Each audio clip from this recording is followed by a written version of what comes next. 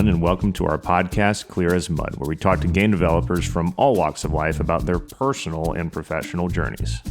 I'm your host, Graham Waldrop. As always, our show is presented by Mudstack, the only asset management and collaboration tool custom built for game studios and digital artists. For more information, head over to mudstack.com. Today, we're talking with Giovani Magana, Senior Environment Artist at Respawn Entertainment. The expression, age is just a number, can sometimes ring hollow. This is one of the instances in which it is not. Giovani didn't break into the industry until he was 36 years old. And you're going to find in this interview exactly how he did it. And it's a hell of a story. And I don't want to spoil it because that's why you came to listen to the episode. So I'm not going to really preview anything else other than prepare to be wowed, prepare to be inspired. If you're not inspired, then I don't know what to tell you because this is a beautiful story. So Giovani's a great guy. Super talented artist, top of his craft. He worked on God of War Ragnarok last year as an environment artist, and now is at Respawn Entertainment working on Jedi Survivor. So the chops are immense for Giovani. And the first half of the episode is really about how he broke into the industry, and the second half is based on his work on Ragnarok. We really dive into what it was like working with that team and all the work he did on that game. So if you have not played Ragnarok and really want to, I suggest not listening to the episode yet until you play the game. There are mild spoilers ahead. You have been warned. And let's get into it. Here's our interview with Giovani.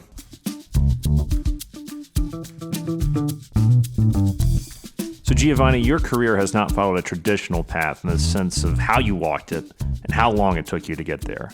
Take us behind the curtain and how it got started. We always think that a career is just something that it's like you go to school for 2-4 years and then you're out there in the job market and everybody wants you. But, it just takes so much time and dedication and hard work to achieve these things. It's not only just like finishing school, it's also building your portfolio. And where'd you go to school? I went to Cañada College. It's a community college. In reality, it was a multimedia art career. It was not really games or anything specialized. It was really broad. And did you want to always just focus on 3D art, or did you have other interests? In the beginning, I went to school just because, and this goes back to 2008, when everybody was out of work. And it was not a fun time. It was horrible. I lost my job in construction during that time. And I was like, well, I could go to school and learn ESA English, because at the time I was not really good with English, especially writing. And I went to Cañada College just to get a course in ESL. Then I stumbled upon multimedia art program, and I thought, well, it's got some art in it. It's gotta be good. So I joined. I also didn't have much computer experience, so that was also a big challenge. So there you go. There's like two challenges: the language barrier and the computer savvy side of things. Well, that's insane to me that considering the caliber of your work, that you were in construction like 15 years ago. And that wasn't even like that. The whole computer stuff wasn't even on your radar, or 3D art, doesn't seem like. Well, I knew that 3D existed since I was in Mexico, but never knew how it worked, how they did it. It just seemed mind blowing, like just to be able to do anything computers at all. So when I got to see like Toy Story, I think it was the first movie that I saw. There was everything 3D. That's when I knew. I was like, there is something cool about this whole thing of movies and drawing that can happen at some point. But unfortunately, it was the wrong time. I was in Mexico. I didn't have access to any of the cool stuff that you guys have here.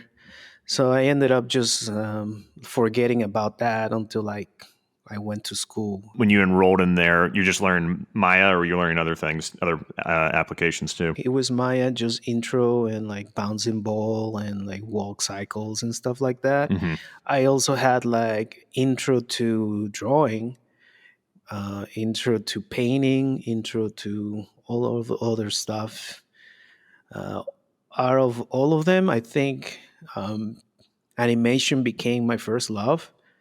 I really liked it. I thought it was so cool to make something bounce or walk. Unfortunately, I don't think I have the patience for to work 6 months on something, and at the end, it's just like a 30-second reel. Yeah, it is nuts how much, from modeling the characters to rigging and then the actual animation. I mean, the ratio is just blown out the window in terms of the amount of work that went into it versus what you actually see on screen. People don't realize how much work goes into it. That's why when I wrote that piece on LinkedIn, I was thinking, hey, I think people should know that it's not just about like, hey, I built this, cool. It takes so much time, so many people to do this type of work. That's also the sign of when something that's really incredible that people aren't even thinking about how it's made. To the normal audience, it's just like, oh, this is just a really cool story I'm being taken on. But for me, having always been interested in games and film and having worked in them, it's always one of those things. Now, I can't watch something without thinking about how this was made. You were mentioning the first Toy Story. I was thinking, when you said that, I was thinking about Toy Story 4 and the introduction to that movie, where there's this outdoor scene at night in the rain. And I'm just like, how the hell have we gone from Toy Story in 95 to this in terms of just the quality of the animation? It's just unbelievable to me. It was almost the weather effects were lifelike. It was kind of terrifying. Yeah, I mean, from where we started in 1990s to now, it's like it's a blessing because we have so much cool art.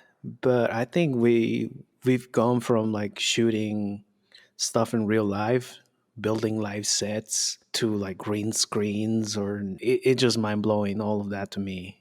Yeah.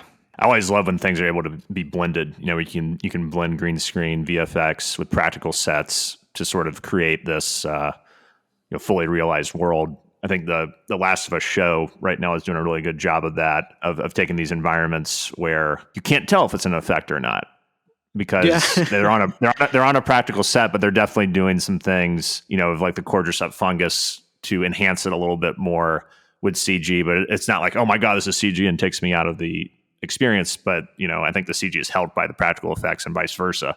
So when those two things are married, I always love that. Yeah, with my wife, we always like, or she's always asking me, Is that CG or is that real?" I'm like, Yeah. That looks CG, that looks real." And then, like the Last of Us last episode, I watched it and I was like, "I think that's CG," and no, it was a real set. The mall. At the mall. Yeah. Yeah, they do a great job on that show for sure with that. And so going back to your training, when did you? So you said you were really into animation, but you didn't have the patience for it. So is that when you're like, okay, time to look into just focusing on 3D art more? I got interested in 3D modeling. I didn't know much about modeling, so it took me like 3 years, and I enrolled in the same class twice. Like modeling one, I took it twice. Modeling two, took it twice, and finally at the end, I was like, okay, I got a good feeling about this.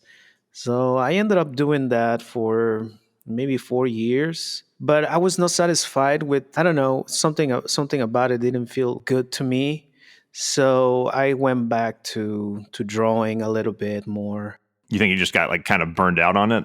Yeah, I was just like not seeing what to do with it. I didn't exactly know what to do. Like I could model a hammer, I could model a car or something, but I just didn't know what to do with it. I didn't know. Well, I knew games existed, but at that time I was so out of the loop in games. Um, because you're struggling to make ends meet, and just focus on life and stuff. And Right. playing games didn't it wasn't a thing for me at those in those days.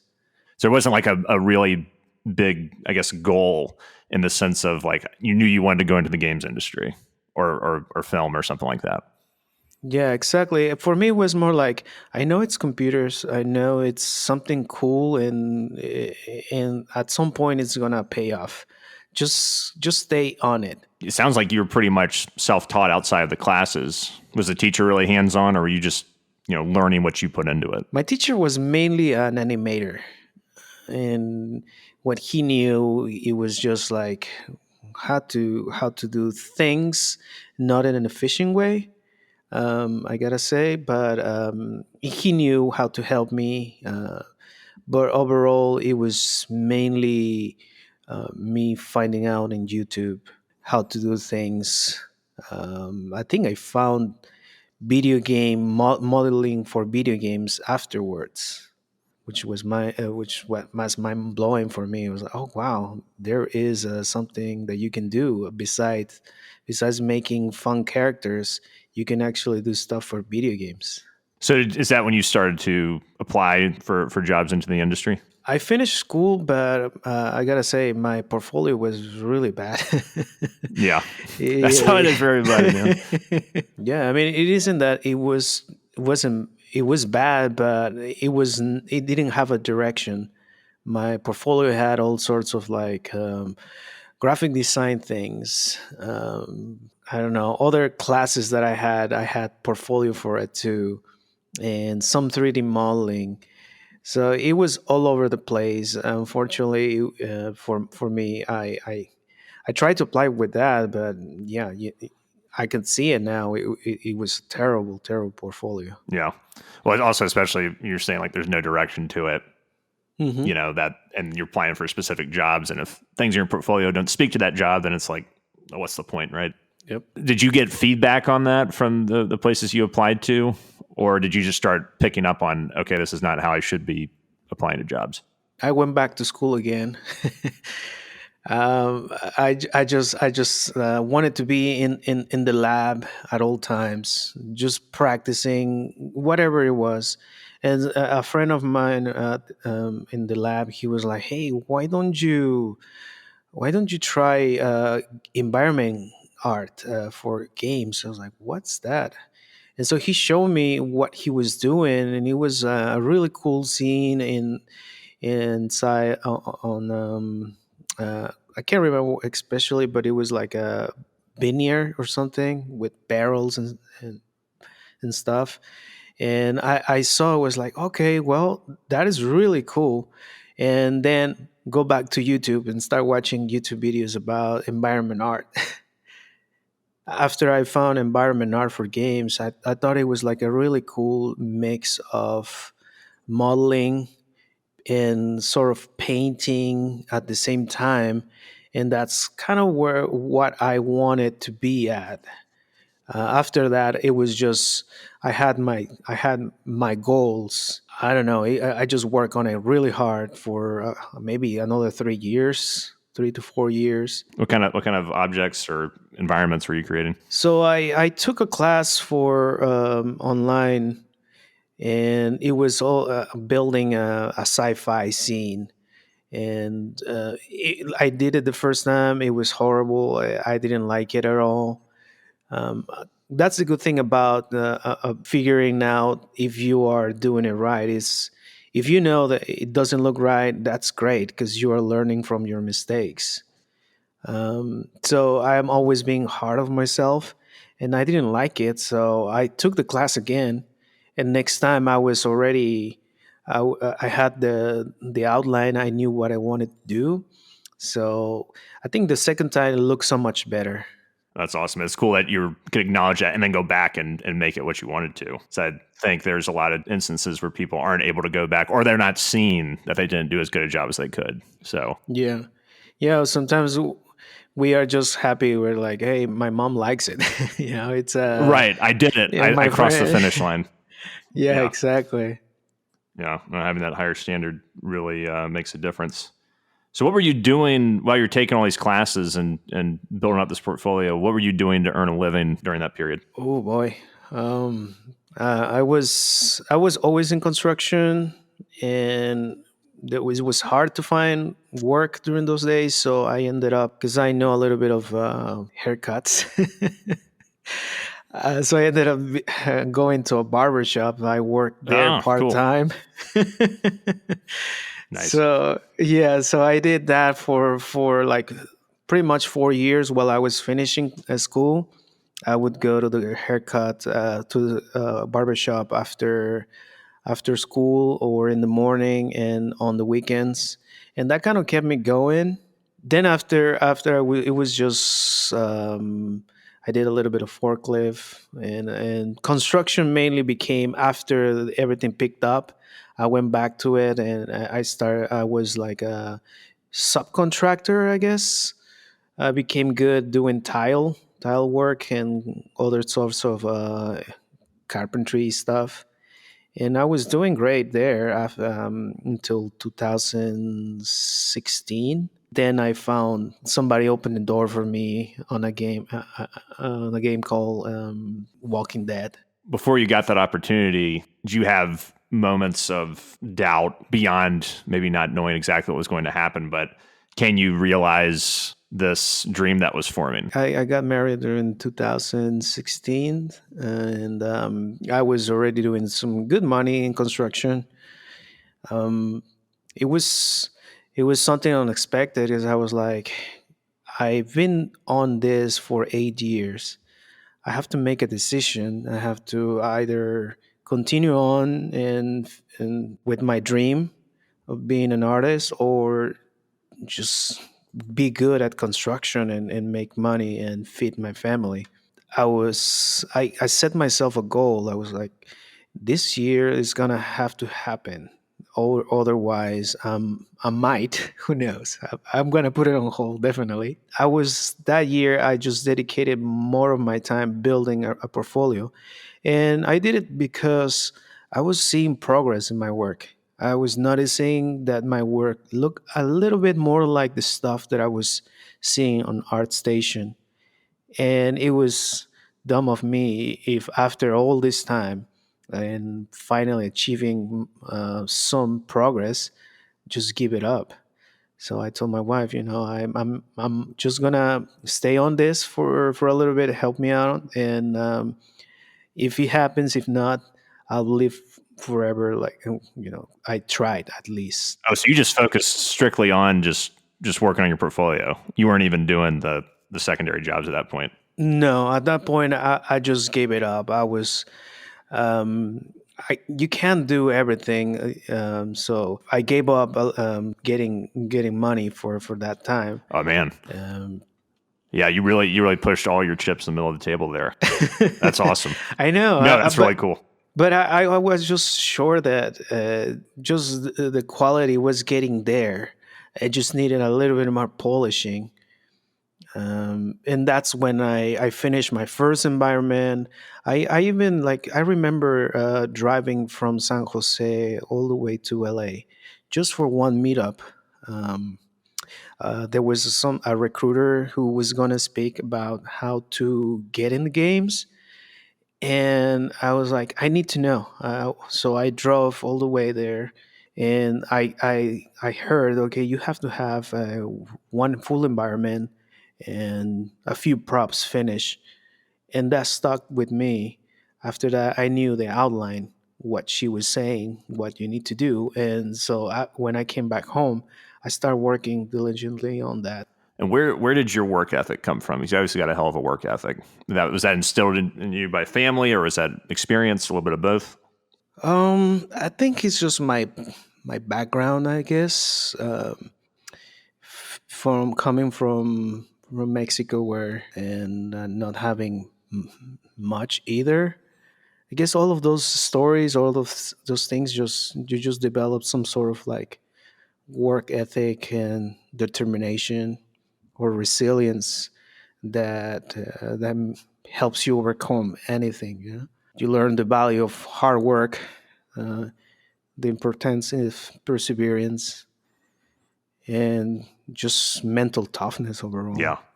I think you got to have a hell of a lot of that from going what you went through. Just keep doing that for 8 years and putting yourself through school. I mean, this is a really inspiring journey you went on. And then it led to that first job at Skydance, right? Yep, it's Skydance.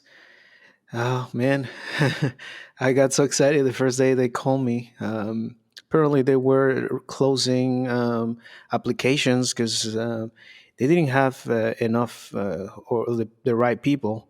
And then I kind of cheated because I sent a message to the recruiter on LinkedIn. I paid for subscription when I was like, it's $50, but I need that money, but I'm just gonna do it. So I joined the pro version of LinkedIn. I sent the message and say, hey, I would like to have the opportunity, and if there is an art test that I can do, please let me know. And she looked at it. She said that it was one of the last ones to come in, and she saw it. I was like, okay. And then that's when she called me, and they were interested in doing an interview. And what was that interview process like? Was that one of your first interviews for a position in the industry, or had you gone through the interview process a few times before? I had some interviews before, but this one felt just different. This one felt like I need to do it because I have a goal, and this year has to happen. And so the stakes were higher for me. So once you got in there, what was your first impression of the industry? So I when I joined, they were looking for a junior environment artist, and it started as an internship. Now you can imagine a grown-up man, 36 years old, going into an internship, making $15 an hour, with responsibilities, and it was a lot to think about when they say, well, we're gonna pay you this much. And when I heard that, I was like, man, I'm already doing good money in construction. I already know that this is going well. Why would I want to give up my life for a $15 minimum? But then I was like, I want this so bad. I have to give it the opportunity. So I left San Francisco. I moved down to LA. I rented a small room at a house. Then a whole new journey began. My first day at work, it was like a dream come true. It was like a tiny office. It was a little cramped, but I didn't see that. In my eyes were like the dream job that I always wanted. And I remember calling my wife. I was like, I can't believe I'm just getting paid for like sitting on a on a computer Yeah. or going into a meeting. I can't believe I'm doing that. And she's like, yeah, that's enough is for you. I mean, that's a big look in the mirror moment and thinking, all right, even though I've gotten here, can I really, now I got to stick around, right? Now I got to stick around. Hmm. And how do I get Yeah, better from here? It's like the grind never stops. never stops. I mean, it was just like an internship, Right. right? So it was a 6 month internship without like they didn't know if they were going to hire me. Yeah, I mean, it's always a constant struggle. I mean, even today, I still struggle a lot with time and new challenges, but just the financial situation that I had, and the stakes were higher, I feel, then. But I think that during those 8 years that I was working, I was preparing myself for the opportunity. I feel like I didn't waste time. I was always when I arrived at the job, I was ready. I was ready to prove myself. I was ready to like to say, hey, I am more than a junior or a art intern. I want to be a regular employee. Sure. But how did you prove that to them? I mean, it's one thing to say it, but how did you do it? You shouldn't be doing what I did. I was working 16 hours days, wake up in the morning at 6 a.m., go to work at 8 and leave at 8 p.m. Um, on top of that, I was taking courses because I knew like I need to get better at this, and I was finding out through work what I needed. So I ended up taking other courses on the weekends. I learned. I was trying to be very well. I'm easy to work with, obviously, but I was trying to be more like willing to help. I was like going to my coworkers and say, "Hey, do you need something? Uh, whatever is that you don't want to, I'll take it." And so everybody will just come with me, and I was like, "Hey, I want to do this prop. Please do it." Sure. Just that attitude of like being that wanting to be there and doing the work. Yeah, that's some heavy crunching too. Not only to be working 16 hours, but also taking online courses. And it's your first job as well. I mean, that's like 24/7 stuff you got going on there. Yep. Yeah, it's then afterwards I was because your skills start developing. You don't need to work as much to make the job to meet the deadlines, so it gets better. It's just the beginning that is the more difficult. Yeah. Was I think, there's a lot of stories about people doing that at a younger age. I think to do that at the age you were at is just unbelievable. It makes me want to run through a brick wall right now. It's so awesome. It's so inspiring to be like, you're never satisfied.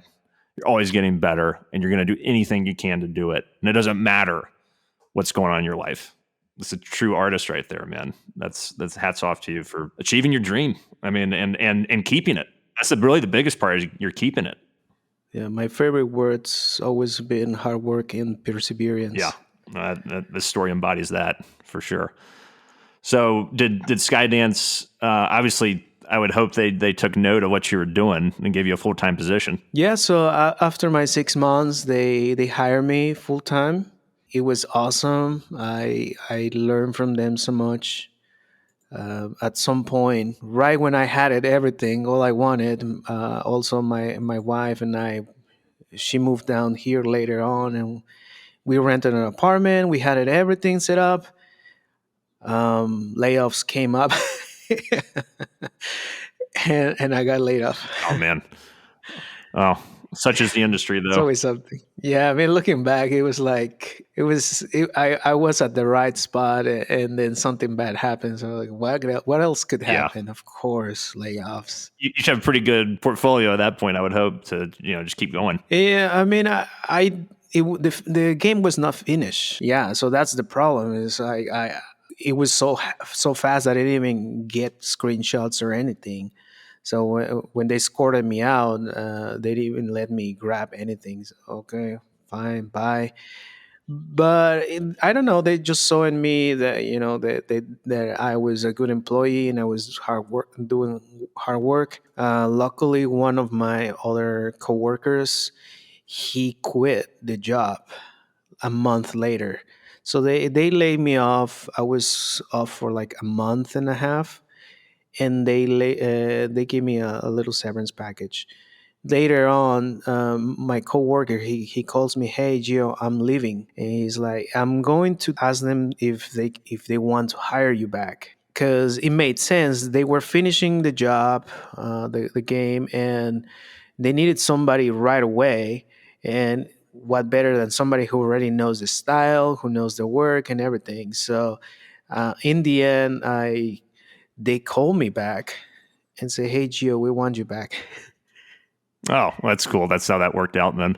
And good on your friend for letting Yeah, you know. yeah, yeah. So I was like, "This is my chance. I'm not gonna go back as a junior artist." And I was like, "I want to be a regular environment artist, and this is my salary, what I want to." And so they bumped me up. As they should have, as they should have. I definitely want to jump into some God of War talk.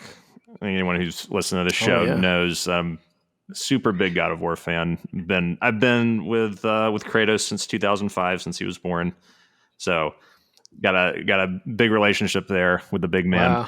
wow. So first off, hats off to you and the Santa Monica studio on Ragnarok. It was awesome. I looked at how long I played. It's over 63 hours. Loved every minute of it. A super worthy addition to the franchise. So first off, congratulations you and the team on that. It was a truly, once again, another astounding achievement for that studio. The bar there was just so much. They had to reinvent, maybe not so much, but just make it bigger and better. And so when I came in, it was a lot to tap the bar. Yeah, because that's what I was going to ask. Is like, how did the studio handle the pressure of trying to live up to God of War 2018? Because that was a real reinvention of the series, moving from Greece to Greek to Norse mythology, and having that one shot kind of camera system without editing anything, and the more grounded gameplay, the open world sort of environment almost. I mean, that was a total reinvention, and it was obviously a huge success, universally acclaimed. And then it's like, oh, now we got to make another one of these. I can't imagine the pressure that comes with that. Yeah, I mean, from the story side, it was really cool story, and have to uh, amplify that whole Viking mythology, and just finish the game in a strong way. It was just difficult, my guess, in the writing side, the story side. In the art side was more challenging because we were making the game for two consoles, um, for PS5 and PS4. So the quality was just gonna be different for both, because you can handle a lot more polygons in PS5, and so we had to find a middle ground. How are we gonna tackle this disparity in performance? How did the team feel about that, though? Were there members of the team that wanted to just be like, oh, we should just make this for PS5? Or Well, the team was excited to work on both. They saw it as a challenge. Of course, we always want to put every detail that we can think of in the engine. Um, but unfortunately, we had to compromise a lot just to achieve that goal. I remember when I finished my areas, I put a lot of detail and tried to make it as high detail as I could. And then they come up and say, "Well, it can't run on PS4. You have to redo certain areas." mhm. And yeah, crunching again. I had to go back. I remember I had to cut back like 1.5 million Oh my god. polygons. I had to do, yeah. Yeah, that was like half of the budget of well, my budget was like 3 million polygons per frame. So cutting half of it, it means that I redo a lot. Yeah. You were on Svartalheim, right? The Dwarven area with the lakes and the town and the mines. Yeah, I was part of the team. My area was just from Durling up to the mountain, and a few spots on the mountain. The problem with my area was just surrounded with so much open world, like you could see anywhere, and so when you are in combat, that's when things get more difficult. It can have a lag, so I had to go and use what's called trigger volumes, and so I would like, if you're stepping on this volume, that side that you never see, it's gonna click and turn off or turn on depending. Mainly the wherever the player is at. If Kratos is at a certain spot and you can see certain things, that trigger volume will make stuff pop, or everything's constantly off until you call it on. I mean, that's cool to hear about. I'm sure it wasn't wasn't fun to work with. It was constraining your work. Oh no. Yeah, you have to make like a small bunch of sets. Like your entire environment, it's a bunch of little sets that upon called on, they will show up on screen. What was the process like when you guys were first starting to design that area in terms of its conception? I mean, obviously Svartalheim existed in the mythology that already exists, but it was never seen in 2018. I mean, that has more to do with the art direction and Raf Grassetti, and the concept artists. When I joined, they had already a bunch of concepts. They knew they wanted some more old fashioned, funky town where everything was small. Um, the houses looked like Viking boats, and it was surrounded by this geyser rocks. I don't know. I thought it was like super ingenious, just the way that they figured this thing out. Yeah, I mean that whole area just had so much to it, from the mountain area you talking about you worked on, to the mines, to like the open sort of lake, to that, also, within the town. I thoroughly enjoyed that part, and the geysers. It was fun to go there right after the game starts, pretty much like right after the whole big Thor battle. Now we're dropped into this totally new world shortly thereafter, after we get out of Midgard. So I mean, this is a very distinct feeling place. And I just loved how the contrast between what we expected and what we got, I think, really gave that world its own feeling, which I really enjoyed as a player. The architecture was so much cooler. There was no snow. Finally, Yeah, no they had snow. something different. uh, but I think the team really did a good job. I mean, I didn't work on the little town, but my coworker Raul and Danny, they did an amazing job on that tiny town, and definitely they made it feel more alive. Yeah. Well, I was saying it was cool too, because it's like not too often in the franchise do you come across like something that really feels like a living, breathing town. I mean, we've seen plenty of people, particularly in the Greek games, running around, but they're always running around in terror. There's Cyclopses and other things ripping them to shreds. And as Kratos, you could do that too if you wanted. But it was cool, just like when you first get in there, you get into the town and you see all these people, and they're afraid of you, and they go back inside their homes and stuff. And there's like, you feel like this place is alive. There are people here. They're going about their business, and you are disrupting them in a major way. But it's not like it's an act of violence either, which I really appreciated. It would have been great, but like performance wise, we couldn't do that. But it would have been better if there were like more people walking around, or more NPCs, something that you interact. It just feels a little bit Yeah, isolated, uh-huh. desolated. But I think there's a good narrative But reason that for has to that, do. because of everybody was Uh-huh. afraid of Kratos, rightfully so, and then all the armies of Odin, I can't remember their names off the top of my head, coming in, and so that makes people want to stay inside. So I was like, that was a good way to hide that. Yeah, maybe that will be next chapter. Maybe if there's another God of War, where there's a town full of people and he can interact with That everybody. would be interesting. I do wonder what's next. I know the Norse era is over. Yeah, I left when they were finishing the game. Mainly, I finished my area, and then I moved on. But I was not able to hear what they were working on next.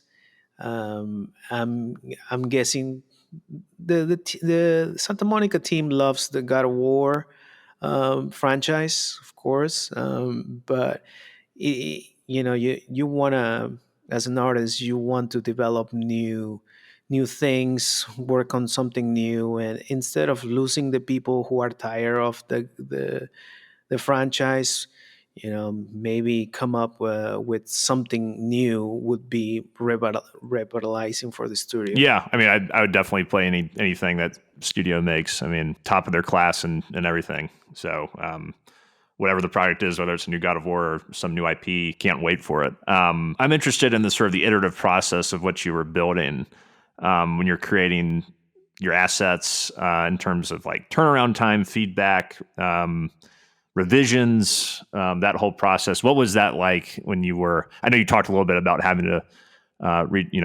retopologize things and whatnot. But when you're initially creating stuff and you get assigned something, and then walking through that process and making sure it's the achieving the game's vision, can you walk us through that a little bit? There's a lot of things that you have to keep in mind when you're building an environment.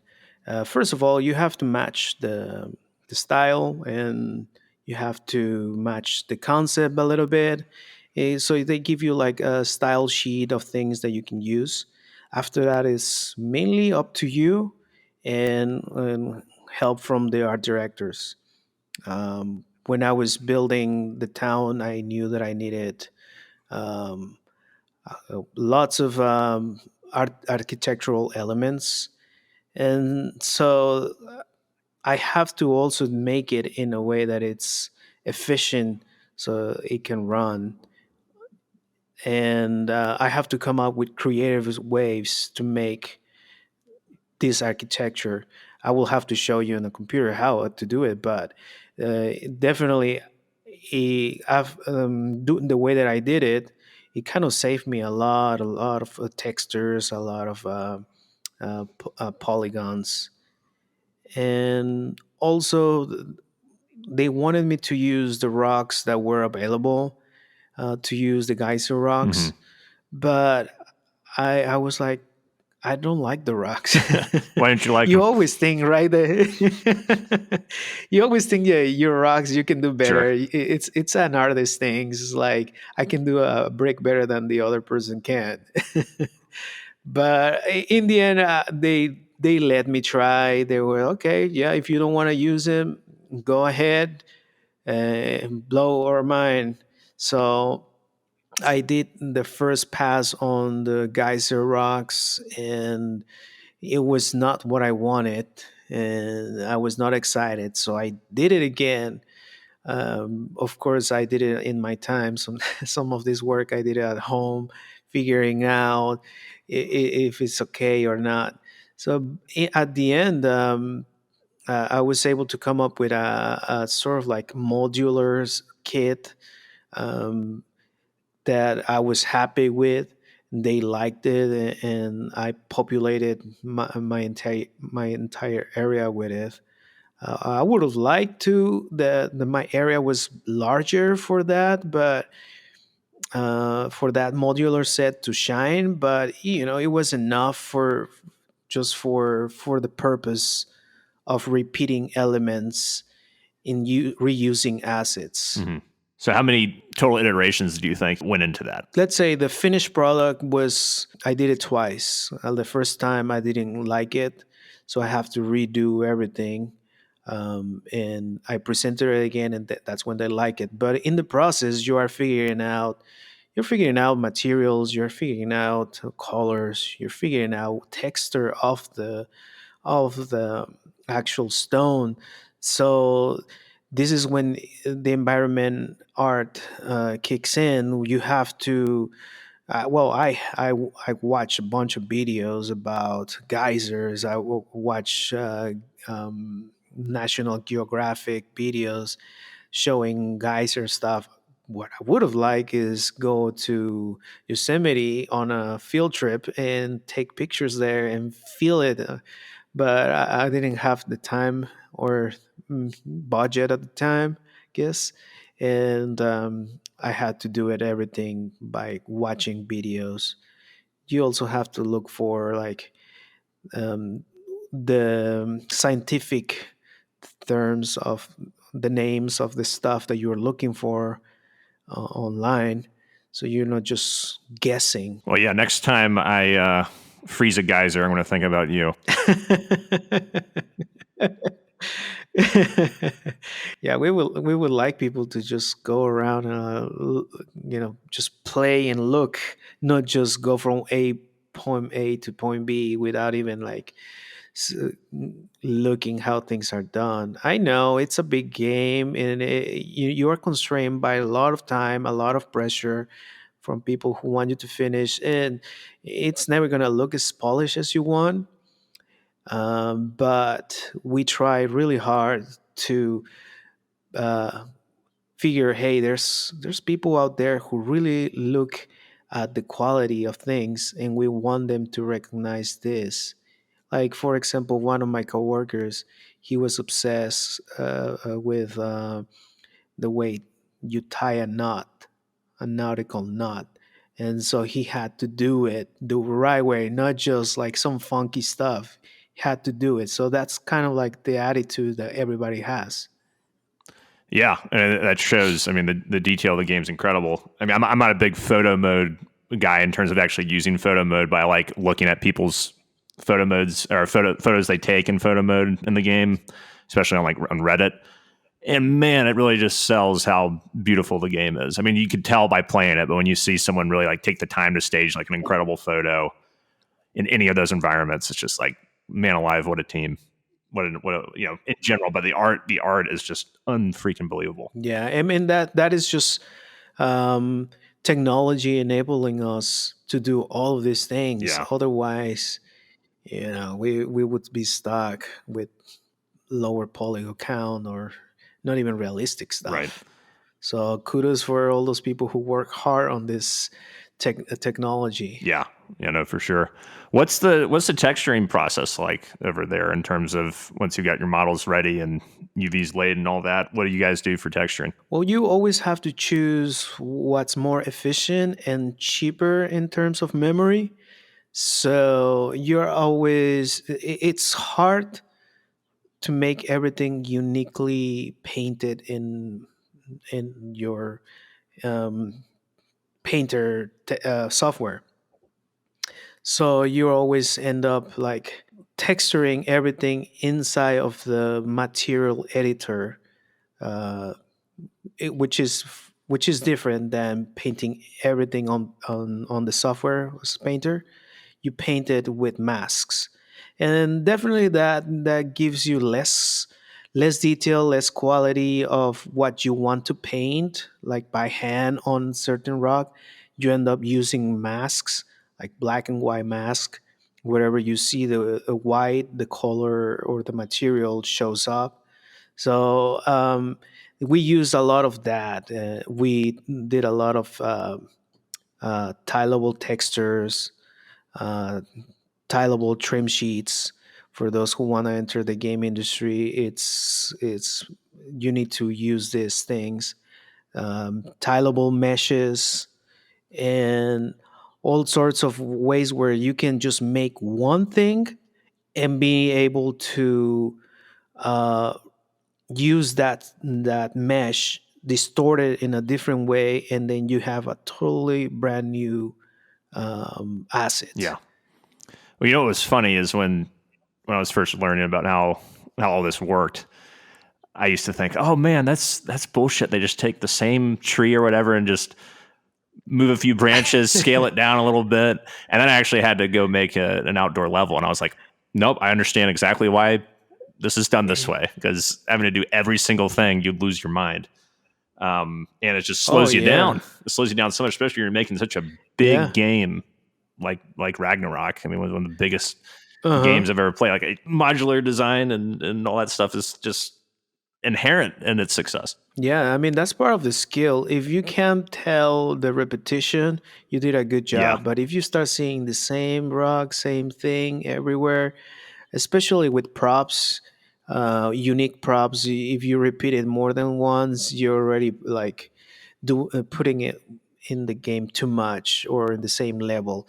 So you have to find creative ways to like maybe that same rock or same prop, maybe put it next to other things so it doesn't look as unique, right, or just change the color but at the same time make it broken, and there you go, there you have a new one. right, right. And the 98% of the people out there will never notice, and that's a good thing. It's exactly what you want. Yeah, exactly. There's people who just want to play the game, and that's fine. And because a lot of people, these game designers, they just want you to play the game and enjoy it. We as artists, we want you to like look at things Yeah, and feel engaged with the environment, be wowed by it. right. But that's the thing that I love about those games is that I feel both of those things are just come together so well. It's all part of the experience. I enjoy the game while simultaneously enjoying the art. Nothing takes me out of the experience. When I'm playing God of War, I am Kratos or Atreus or whoever I'm playing as, and I am in it, man. Like you guys did just an incredible job of that. I can't stop gushing about it. I mean, it's just some of my favorite experiences playing games are those titles. So Did you like playing as Atreus? I did like playing as Atreus. At first, I was kind of I figured it was going to happen at some point, but I was taken aback by it. I thought his combat was a little too fluid for me. Almost, it was, or like his sections were a little too easy. I thought compared to Kratos's, but I still enjoyed it, and I really liked what happened to him on his when he was alone. It did a lot for his character because I think the first game is so defined by Atreus and Kratos learning things about each other, and that develops their relationship. Whereas on this game, they spend a lot of time away from each other, and that forces. I think that really made the writers dig deep and make Atreus beyond what he was. I thought he was already a good character, but now I really, really enjoy him even more because he had to really grow up in this game. Maybe for the next one, he'll be the one who's you're gonna play it all the time, and they're gonna make it better. I mean, we always joke, what is going to be, what is Kratos gonna be doing? He's gonna hang around with his wheelchairs. He's got to be like like I don't know, thousands of years old at this point, or who knows how old he is. But Oh yeah, yeah, he can only kick ass for so long. I know. Poor Kratos, he Yeah. needs a rest. Yeah. Well, it was funny too, because after I finished Ragnarok, I was like, well, I gotta go back and play the Greek games now, and it's just so interesting playing the old games and seeing that journey that character is going on, has undergone. Oh yeah, It's pretty incredible.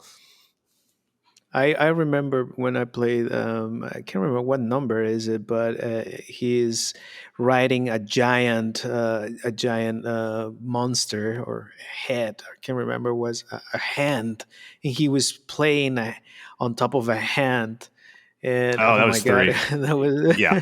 Yeah. that was crazy, Yeah. crazy. Kronos. Yeah. And the funny thing is that when I did the art test for these guys, I wanted to impress them with something really cool, right? But I mean, they gave me something to do.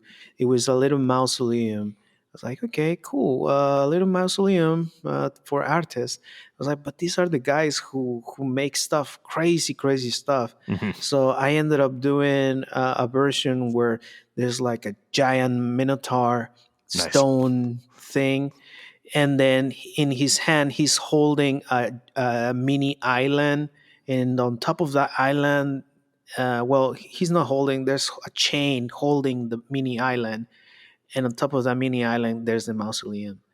And they thought it was a little bit ridiculous, but I was like, but you guys You know what you guys used to do? Yeah. That's funny. Last thing I'll ask is any words out there to someone who may have be going through what you went through in terms of trying to get in the industry, develop their skills. What do they need to do? Maybe they having a lot of doubts. What do they need to do to stay in the fight and achieve their dream? Oh, geez. Okay. Tough question. Tough question. Well, I mean, for me, I gotta say, just for me, life was not a straight line, and nothing happened as fast as I wanted to be. Um, there will come a lot of opportunities, and you have to be ready to meet the challenge. um, at the same time, some of those things that you opportunities are not going to be the best, so you have to make a decision, and if it's not the right one, you have to pivot quickly and change direction. um, the process here, to make a career in the game environment is slow, but once you are in there, the rewards are fulfilling. um, the work that you do is so much better than just doing anything else that I can think of for me. And like I said, my favorite words are hard work and perseverance. Well said. Well said. I'm sure there's a lot of folks out there that can take that to heart. Giovani, thank you so much.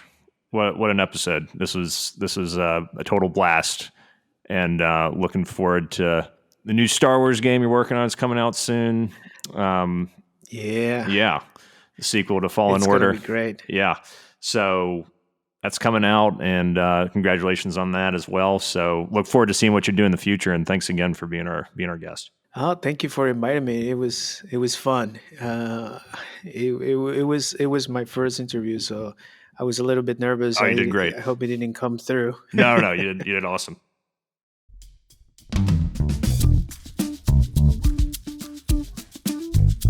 All right, that wraps up this week's show. We want to thank Giovani again for being our guest. To find out more about Mudstack, head over to mudstack.com, where you can follow us on Twitter, LinkedIn, and join our community on Discord. And of course, we want to thank you for listening. We'll see you next time on Clear as Mud.